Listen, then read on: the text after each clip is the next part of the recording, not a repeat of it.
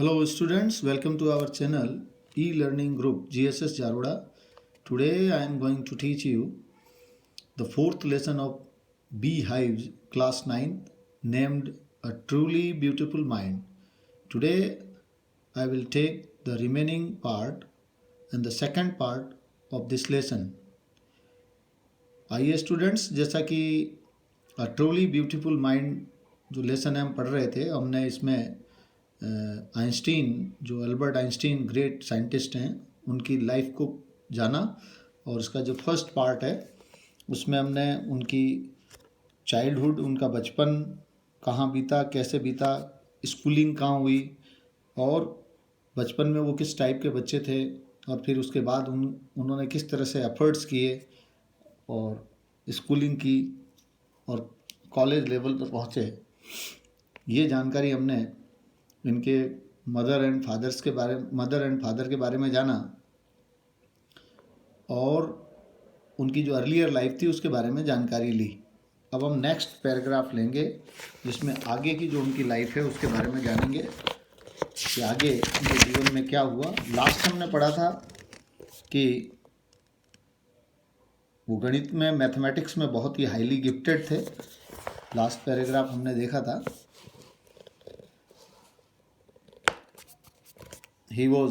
Einstein was highly gifted in mathematics and interested in physics also. And after finishing school, he decided to study at university in Zurich. और Zurich university में उन्होंने अपनी पढ़ाई जारी रखने का विचार किया, निश्चय किया, डिसाइड किया। But science wasn't the only thing that appealed to the dashing young man. और केवल विज्ञान ही एक ऐसा विषय नहीं था जो इस डैशिंग यंग मैन को, जोशीले युवक को प्रभावित करता था, आकर्षित करता था।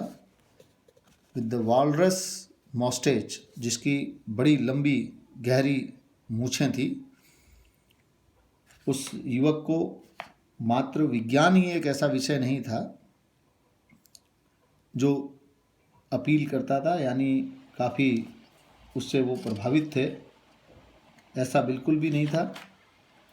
तो लास्ट में हमने ये जाना था, घनी झुकी हुई मूछों वाले, वॉलरस का मतलब झुकी हुई, जो मूछों वाला जो ये एनर्जेटिक जोशीला जो युवक था, उसके लिए सिर्फ विज्ञान ही ऐसा विषय नहीं था जो उन्हें प्रभावित करता था या आकर्षित करता था। तो ये हमने जाना। अब हम ये देखिए इनकी तस्वीर। Einstein in 1900 at the age of 21, 21 साल की उम्र में इनकी स्थिति ये थी, डैशिंग यंग मैन। और उसके बाद में Einstein in 1955 as we remember him now. ये उनका वो रूप है जिस रूप में हम उनको आज भी जानते हैं। तो अब अगला पैराग्राफ ले रहे हैं। नेक्स्ट पैराग्राफ देखते हैं।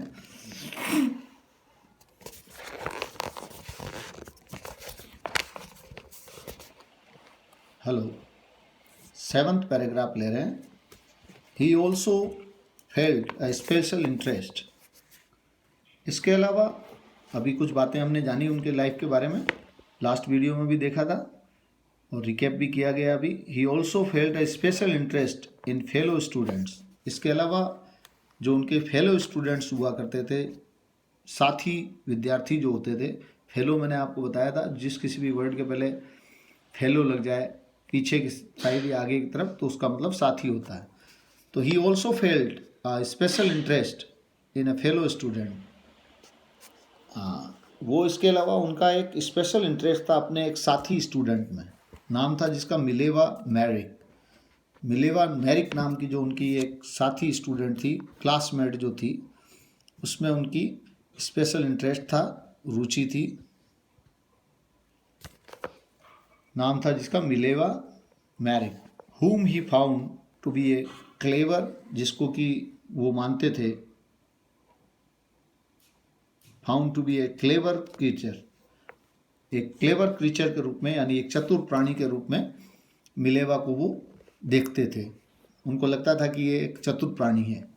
दिस यंग सर, और ये जो एक युवा सर्ब जो थी यानी सर्बिया की रहने वाली जो ये युवती थी, हैड कम टू स्विट्ज़रलैंड, वो यहाँ स्विट्ज़रलैंड आई थी, because the university in Zurich, क्योंकि ज्यूरिक यूनिवर्सिटी जो है वो ही एकमात्र यूनिवर्सिटी थी, was one of the few in Europe, Europe की कुछ एक यूनिवर्सिटीज में से एक यूनिवर्सिटी थी, where women could get degree, जहाँ पर महिलाएं भी शिक्षा प्राप्त कर सकती थी, डिग्रीज प्राप्त कर सकती थी, कॉलेज लेवल की, यूनिवर्सिटी लेवल की। इसलिए वो यहाँ स्विट्ज़रलैंड में ज्यूरिक में यूनिवर्सिटी जो ज्यूरिक की यूनिवर्सिटी है उसमें पढ़ने के लिए आई थी, और आइंस्टीन की क्लास फेलो थी और उसके प्रति उनका एक विशेष इंटरेस्ट भी था। Einstein saw in her an ally, वो आइंस्टीन जो है इन्हें अपना एक फ्रेंड के रूप में देखते थे। एलाई का मतलब सहयोगी के रूप में, एसोसिएट के रूप में, सहयोगी के रूप में, साथी के रूप में देखते थे। अगेंस्ट द फिलिस्टाइंस, किनके विरुद्ध? उन फिलिस्टाइंस के विरुद्ध, यानी कहने का मतलब वो स्टूडेंट्स जो उद्दंडी थे, अनसिविलाइज्ड थे, अभद्र टाइप के थे। और फिलिस्टाइंस का मतलब यहाँ होगा a word use disapprovingly to talk about people who do not like art, literature और म्यूजिक। यहाँ पर फिलिस्टाइन शब्द से तात्पर्य ऐसे लोगों का है जिनकी कला, साहित्य या म्यूजिक में, संगीत में कोई रुचि नहीं हो। तो यहाँ फिलिस्टाइन से तात्पर्य जो है ऐसे लोगों से है जो संस्कृति विहीन है। तो मिलेवा को उन्होंने यहाँ पर इन लोगों के विरुद्ध, यानी ये जो संस्कृति विहीन लोग जो थे, फिलिस्टाइंस लोग जो थे, उनके विरुद्ध अपना एक साथी माना। दोज पीपल, ये वो लोग हैं, in his family and at the university with whom he was constantly at odds। ये वो लोग हैं संस्कृति विहीन लोग जिनसे उनके खुद के घर में भी और यूनिवर्सिटी में भी लगातार उनकी झगड़े होते रहते थे, विवाद होता रहता था। ऐसे लोगों के विरुद्ध मिलेवा जो है उन्हें एक सहयोगी के रूप में, यानी कहने का तात्पर्य यह है कि मिलेवा और आइंस्टीन के विचार काफ़ी मिलते जुलते थे, दोनों की थिंकिंग काफ़ी मिलती जुलती थी। और ऐसे लोगों के विरुद्ध जो संस्कृति विहीन थे, फिलिस्टाइन टाइप के अनसिविलाइज्ड लोग जो थे, who did not believe in art, music and literature, उनके अगेंस्ट जो है उन्हें मिलेवा को अपना एक साथी के रूप में देखते थे। और ये सारे लोग उनके घर में भी थे, इस टाइप के लोग घर में भी उनकी इस टाइप के लोगों से भी झगड़े होते थे और यूनिवर्सिटी में भी हुआ करते थे। द कपल, इस तरह से ये जो जोड़ा था, फेल इन लव, इन दोनों एक दूसरे से प्रेम करने लगे। Letter survive in which they put their affection, वो पत्र, वो लेटर्स जो आज भी सर्वाइव हैं, जिसमें उन्होंने अपने प्रेम, अपने अफेक्शन को, अपने लगाव को, स्नेह को उजागर किया था शब्दों के रूप में। मिक्सिंग साइंस विद टेंडरनेस, कोमलता के साथ में साइंस को, विज्ञान को भी अपने इस स्नेह के साथ मिश्रण करते हुए, मिलाते हुए उन्होंने जो पत्र लिखे थे एक दूसरे को, वो आज भी सर्वाइव करते हैं, आज भी जीवित हैं, आज भी कायम है। रोट आइंस्टीन, और आइंस्टीन ने लिखा इसके बारे में, how happy and proud I shall be. इन दोनों ने आपस में साथ मिलकर के जब काम करना शुरू किया तो उस पर आइंस्टीन ने एक बार लिखा था कि हाउ हैप्पी एंड प्राउड, हम कितने खुश और गौरवान्वित महसूस करेंगे, गर्व महसूस करेंगे, I shall be when we both have brought our work on relativity, जब सापेक्षता पर हम अपने दोनों जो मिलकर के अपना कार्य जो है वो पूरा कर लेंगे, टू ए विक्टोरियस कंक्लूजन, यानी इसको एक विजयी निष्कर्ष पर यानी कंप्लीट कर लेंगे, पूर्ण सफलता जब हमको मिल जाएगी इस कार्य पर, रिलेटिविटी को लेकर जो वो कार्य कर रहे थे, उस सिद्धांत को लेकर के जो वो कार्य कर रहे थे, थ्योरी ऑफ रिलेटिविटी को, उस पर जब हम सफलता प्राप्त कर लेंगे तो कितने खुश और कितने गौरवान्वित हम लोग महसूस करेंगे, ऐसा उन्होंने लिखा। यानी कहने का मतलब, अभी जैसा कि पूर्व में कहा कि दोनों काफ़ी सेम थिंकिंग के स्टूडेंट्स थे, इनके सेम थिंकिंग थी और काफ़ी हद तक दोनों जो है विज्ञान में रुचि लेते थे, भौतिकी में रुचि थी उनकी, और उसी को लेकर के दोनों जो है तैयारी कर रहे थे और इसी क्षेत्र में आगे बढ़ने का प्रयास कर रहे थे। उस पर उन्होंने यहाँ पर जिस एक नियम, रिलेटिविटी का जो नियम है सापेक्षता का, उसके संदर्भ में ये बात उन्होंने कही। तो आइए आगे देखें नेक्स्ट 8th पैराग्राफ। इन 1900 में एट द एज ऑफ 21 साल की उम्र में Albert Einstein was a university graduate. उन्होंने 21 साल की उम्र में यूनिवर्सिटी की जो ग्रेजुएशन की जो डिग्री होती है वो प्राप्त कर ली, अर्थात वो स्नातक हो गए एंड अनएम्प्लॉयड, और अभी भी वो अनएम्प्लॉयड थे। अनएम्प्लॉयड माने बेरोजगार थे, नौकरी नहीं थी उनके पास। ही वर्कड, और ऐसे में ही worked as a teaching assistant. इस कारण से उन्होंने एक टीचिंग असिस्टेंट के रूप में, अध्यापन सहायक के रूप में, एक टीचिंग असिस्टेंट के रूप में उन्होंने काम करना शुरू किया, और गेव प्राइवेट लेसन्स, और वो प्राइवेट लेसन्स भी देते थे, ट्यूशन्स पढ़ाते थे। And finally secured A job in 1902, और अंततः फाइनली अल्टीमेटली उन्होंने 1902 में एक जॉब जो है वो सिक्योर कर लिया, प्राप्त कर लिया, as a technical expert in a patent office in Bern. Germany के बर्न शहर में टेक्निकल एक्सपर्ट के रूप में, यानी तकनीकी विशेषज्ञ के रूप में उन्होंने एक पेटेंट ऑफिस में बर्न में जॉब जो है सिक्योर कर लिया, प्राप्त कर लिया। अर्थात कहने का पेटेंट ऑफिस से मतलब एक वो सर्टिफिकेट होता है, ये डॉक्यूमेंट्स होता है। पेटेंट ये डॉक्यूमेंट्स है, documents which gives the rights of an invention to an inventor. Patent मिल जाने का मतलब होता है एक आविष्कारक को किसी भी चीज़ का आविष्कार करने का, जो भी वो करना चाहता है उसके अधिकार जो प्राप्त हो जाते हैं, राइट्स जो मिल जाते हैं जिस डॉक्यूमेंट से, उसको पेटेंट कहा जाता है। तो जहाँ पेटेंट जारी किए जाते थे उस ऑफिस में वो टेक्निकल एक्सपर्ट के रूप में उन्होंने जॉब प्राप्त कर लिया 1902 में। While he was supposed to be assessing other people's invention, जहाँ उनका ये कार्य था कि वो लोगों के आविष्कारों का असेसमेंट करें, उसका आकलन करें, उसका मूल्यांकन करें।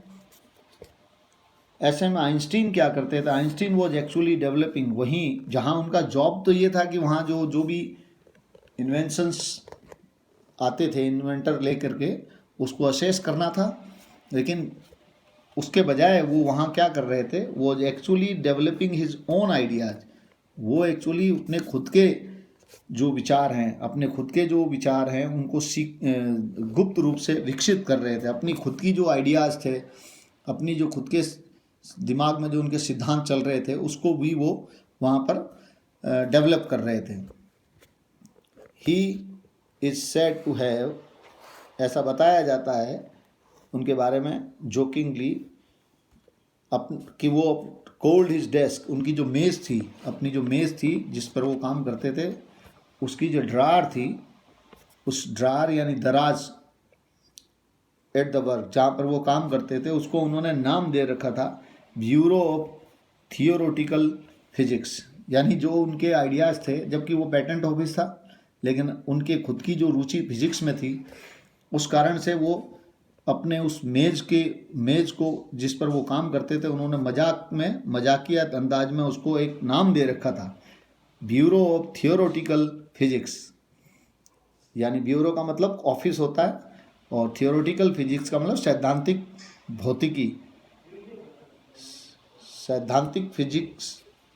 भौतिकी का एक कार्यालय, ऐसा उन्होंने उसको नाम दे रखा था। तो इससे ये शो होता है कि वो किस तरह से अपनी खुद की जो आइडियाज़ थे उस पर फोकस कर रहे थे। हालांकि वो काम पेटेंट ऑफिस में कर रहे थे, उनको जहाँ पेटेंट ऑफिस में इन्वेंशंस को असेस करना चाहिए, लेकिन उसके बजाय, उसका मूल्यांकन करने के बजाय वो अपने ही आइडियाज़ को आगे बढ़ाने की कोशिश कर रहे थे। तो ये 8th पैराग्राफ देखा हमने। नेक्स्ट 9th पैराग्राफ देखेंगे अब हम।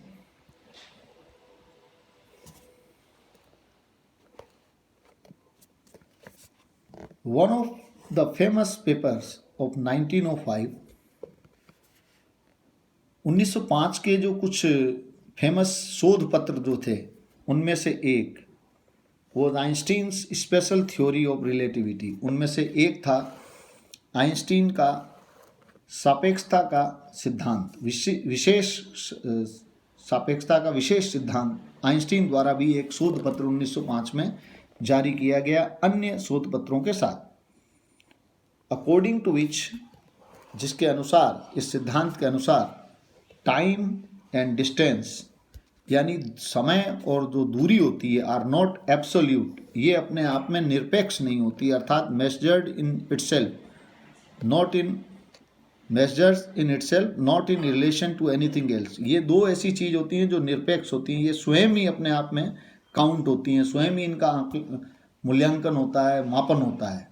Not in relation to anything else, किसी अन्य चीज़ की सहयोग से नहीं, ऐसा उन्होंने एक सिद्धांत बताया सापेक्षता का, स्पेशल थ्योरी ऑफ रिलेटिविटी। उसके तहत उन्होंने बताया कि time and distance are not absolute, यानी समय और दूरी जो है ये अपने आप में निरपेक्ष नहीं है, अर्थात ये खुद ही में मापन होता है इनका, किसी दूसरी चीज़ के सहयोग से इनका मापन नहीं किया जाता।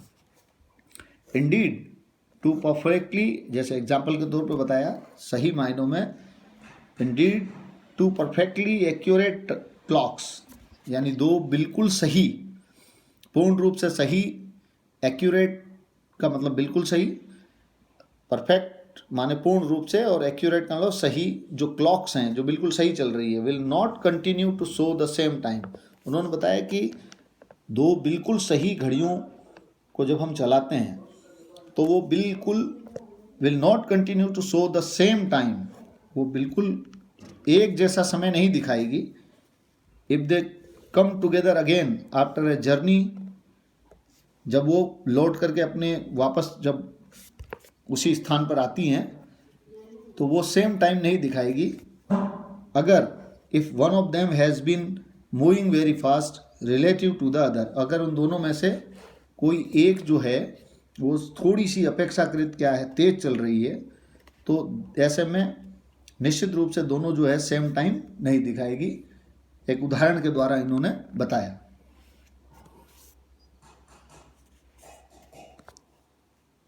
From this followed the world's most famous formula, और इस सिद्धांत के, इस जानकारी के साथ ही the world's most famous formula, दुनिया का सबसे जो जाना पहचाना, सबसे ज़्यादा फेमस, जो पॉपुलर जो एक फार्मूला है, सूत्र जो है, विच describe the relationship between mass and energy, जो कि मास यानी द्रव्यमान और ऊर्जा के बीच में संबंध स्थापित करता है, को बताता है, वो स्थापित किया गया इस फॉर्मूले के साथ में। Most famous formula which describe, यानी वो फेमस फॉर्मूला स्थापित किया गया, बताया गया लोगों को, जो कि मास एंड एनर्जी के बिटवीन जो है रिलेशनशिप को बताता। ये सूत्र, ये देखिए यहाँ पर एग्जाम्पल दिया हुआ, E equal to MC square, यानी इसमें ये जो फॉर्मूला है, ये फॉर्मूला है इन दिस मैथमेटिकल इक्वेशन, ये मैथमेटिकल इक्वेशन है।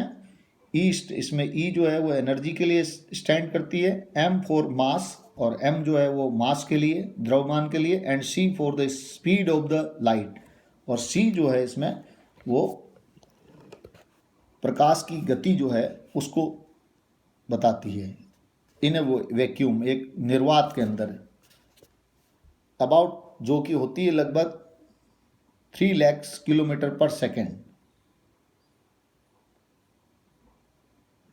जो कि लगभग 3 लाख किलोमीटर पर सेकेंड होती है। ये जानकारी उन्होंने, ये इस जानकारी से एक बहुत ही फेमस जो फॉर्मूला है वो दुनिया में आया, E=mc²। तो ये एक बहुत ही महत्वपूर्ण जानकारी जो उन्होंने दुनिया को दी, वो 1905 में शोध पत्र के माध्यम से दी उन्होंने। यहाँ नीचे उन्होंने एक बात कही है, when you sit with a nice girl for 2 hours, वो बताते हैं कि अगर आप किसी अच्छी गर्ल के साथ अगर 2 घंटे के लिए बैठे हैं, इट सीम्स लाइक 2 मिनट्स, तो आपको वो चीज़ 2 मिनट ऐसा लगेगा कि आपको केवल उसके साथ 2 घंटे बैठने के बावजूद भी लगेगा कि आपने उसके साथ, इट सीम्स लाइक 2 मिनट्स, कि आपने वहाँ उसके साथ 2 मिनट ही बिताया है।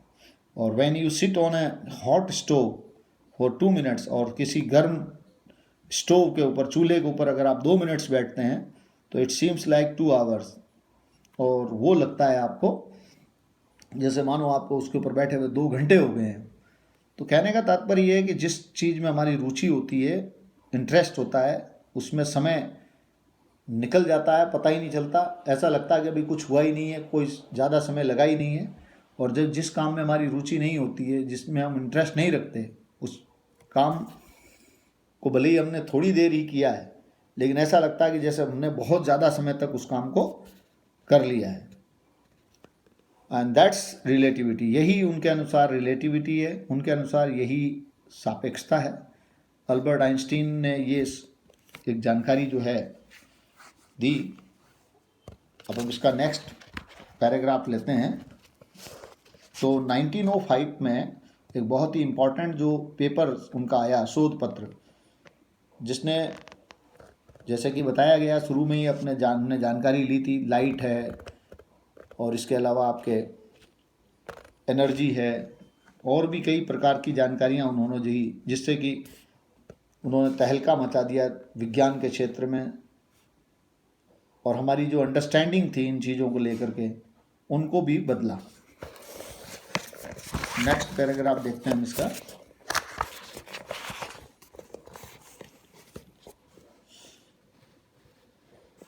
बात करेंगे हम 10th पैराग्राफ की इसके। While Einstein was solving the most difficult problems in physics, जब वो फिजिक्स के क्षेत्र की बहुत ही ज़्यादा कठिन, मोस्ट डिफ़िकल्ट प्रॉब्लम्स को जब वो सॉल्व कर रहे थे, इसी दौरान हिज प्राइवेट लाइफ वॉज, उनकी जो निजी जिंदगी थी, वॉज अनरेवलिंग, बहुत ही डिस्टर्ब हो गई थी, स्टार्टिंग टू फेल, असफल हो रही थी। रेवलिंग, अनरेवलिंग का मतलब असफल हो रही थी, यानी उनकी जो निजी लाइफ थी वो डिस्टर्ब हो रही थी। जब वो फिजिक्स के डिफ़िकल्ट प्रॉब्लम्स को सॉल्व कर रहे थे, उस दौरान उनकी जो निजी लाइफ थी वो काफ़ी डिस्टर्ब थी। Albert had wanted to marry Mileva right after finishing his studies. Actually बात ये थी, अल्बर्ट जो हैं वो मिलेवा मैरिक से अपनी स्टडीज़ ख़त्म करने के तुरंत बाद ही विवाह करना चाहते थे, but his mother was against it. लेकिन उनकी जो माँ थी वो इस प्रपोज़ल के खिलाफ थी, वो ऐसा नहीं चाहती थी।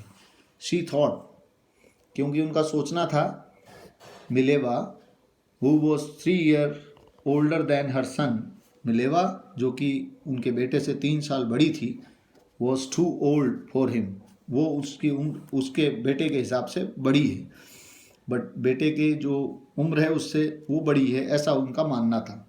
इसलिए उन्होंने इस प्रपोजल पर सहमति नहीं दी। She was also bothered by Mileva's intelligence, इसके अलावा उनकी जो माँ थी आइंस्टीन की, वो मिलेवा की इंटेलिजेंस से भी काफ़ी परेशान थी, उसकी बुद्धिमत्ता से भी काफ़ी परेशान थी। She is a book like you, क्या कहती थी वो, अरे ये लड़की, इससे तुम विवाह करोगे, मैरिज करोगे, ये भी तुम्हारी तरह ही किताबी है। She is a book like you, ये भी तुम्हारी तरह ही एक किताब है। His mother said, Einstein, put the wedding off. और इसीलिए इस तरह से जब ऐसा लगा उसको कि ये बिल्कुल भी जोड़ी जो है ठीक नहीं है उनकी माँ की नज़र में, और उन्होंने यहाँ तक कहा कि ये तो बिल्कुल तुम्हारी तरह बुक की तरह है, पुस्तक के समान है, और इसी कारण से आइंस्टीन ने जो है विवाह का जो कार्यक्रम था उसको उस समय स्थगित कर दिया। तो जहाँ वो विज्ञान के क्षेत्र में बहुत बड़ा प्रयोग करने वाले थे, उसके क्षेत्र विज्ञान के क्षेत्र में, भौतिकी के क्षेत्र में जहाँ वो बहुत प्रयास कर रहे थे, डिफ़िकल्ट प्रॉब्लम्स को सोल्व कर रहे थे, वहाँ उनकी जो प्राइवेट लाइफ थी, निजी ज़िंदगी, वो डिस्टर्ब थी। The pair finally married in January 1903, लेकिन फिर भी इस जोड़े ने, इस युगल ने 1903 में, जनवरी 1903 में विवाह किया। एंड हैड 2 सन्स, और उनके 2 पुत्र थे, 2 पुत्र हुए। But in a few years later, लेकिन कुछ साल बाद, द मैरिज फॉल्टर्ड, और ये जो विवाह जो था ये कमज़ोर हो गया, विवाह संबंध जो थे उनके वो कमज़ोर हो गए। Mileva meanwhile was losing her intellectual ambition and becoming an unhappy housewife। और धीरे धीरे जो मिलेवा थी, जो उसके अंदर टैलेंट था, जो इंटेलेक्चुअल एम्बिशन थी उसकी जो बौद्धिक महत्वाकांक्षा थी, वो खो रही थी, अर्थात उसमें उनकी रुचि कम होती जा रही थी। And becoming an unhappy housewife, और इस तरह से वो बाद में एक अनहैप्पी हाउसवाइफ बन गई। अर्थात कहने का मतलब अब वो अपने जीवन से खुश नहीं थी। After years of constant fighting, और फिर दोनों पति पत्नी में, अर्थात आइंस्टीन और मिलेवा में आमतौर पर लगातार झगड़े होते रहते थे। द कपल फाइनली डाइवोर्स इन 1919, और इस कपल ने, इस जोड़े ने 1919 में डाइवोर्स ले लिया, अर्थात दोनों में तलाक हो गया। Einstein married his cousin Elsa the same year, और उसी साल आइंस्टीन ने अपनी चचेरी बहन एल्सा से विवाह किया। तो यहाँ जो अभी हमने जानकारी ली उससे ये पता चल रहा है कि किस तरह से उनका जो प्राइवेट लाइफ थी वो काफ़ी डिस्टर्ब थी, जहाँ वो बहुत बड़े लेवल पर काम कर रहे थे भौतिकी के क्षेत्र में, जो कि एक बहुत ही डिफ़िकल्ट सब्जेक्ट होता है, उस पर उन्होंने काफ़ी अच्छा प्रयास किया, बहुत मेहनत की, लेकिन निजी लाइफ जो थी उनकी, उससे उनको किसी भी प्रकार का सपोर्ट नहीं मिला। That's all for the day. आज के लिए इतना ही बहुत है। आशा करता हूँ कि आप लोग इसमें रुचि ले रहे हैं और इन चीज़ों को अच्छे से समझ रहे हैं, और इस लेसन से संबंधित डिफ़िकल्ट वर्ड्स भी आप लिखें और अच्छे से समझें। अगर किसी स्टूडेंट को किसी भी प्रकार की चीज़, इस पढ़ाई गई चीज़ से संबंधित कोई जानकारी लेनी है, काउंसलिंग करनी है, तो वो स्कूल आकर के संपर्क कर सकता है, कांटेक्ट कर सकता है, या फ़ोन के माध्यम से भी अपनी जो क्वेरीज है, अपनी समस्याएं हैं, उसको हल करवा सकता है किसी भी विषय में। Okay, thanks for listening and watching me. Okay.